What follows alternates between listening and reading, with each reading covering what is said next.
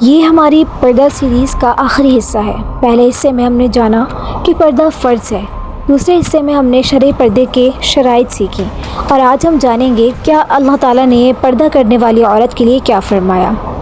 قرآن کریم میں اللہ تعالیٰ فرماتے ہیں سورہ طلاق میں، اور جو اللہ سے ڈرتا ہے اللہ اس کے لیے نکلنے کا راستہ بنا دیتا ہے اور اسے وہاں سے رزق دیتا ہے جہاں سے اسے گمان بھی نہیں۔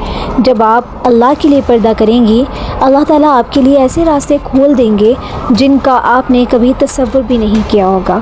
دوسری آیت میں اللہ تعالیٰ فرماتے ہیں بے شک اللہ نیکی کرنے والوں کا اجر ضائع نہیں کرتا۔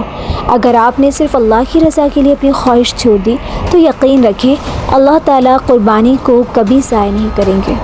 رسول اللہ صلی اللہ علیہ وسلم نے فرمایا جس نے اللہ کی رضا کے لیے کوئی چیز چھوڑ دی اللہ اس سے بہتر عطا فرماتا ہے۔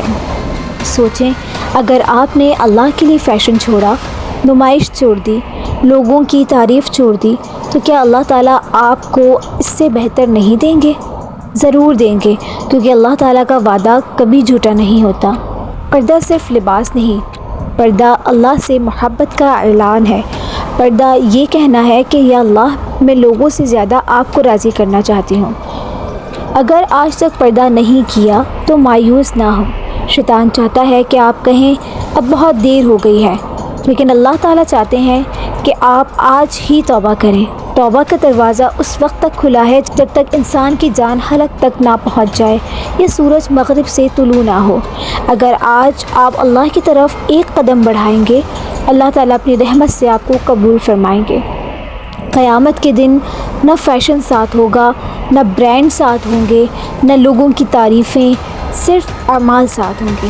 اس لیے آج ہی فیصلہ کریں کہ لوگوں کی خوشی نہیں، اللہ کی رضا کو اپنی زندگی کا مقصد بنائیں۔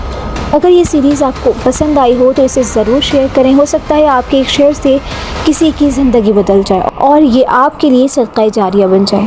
اللہ تعالیٰ ہمیں اخلاص، حیا اور اپنے احکام پر ثابت قدمی عطا فرمائے۔ آمین۔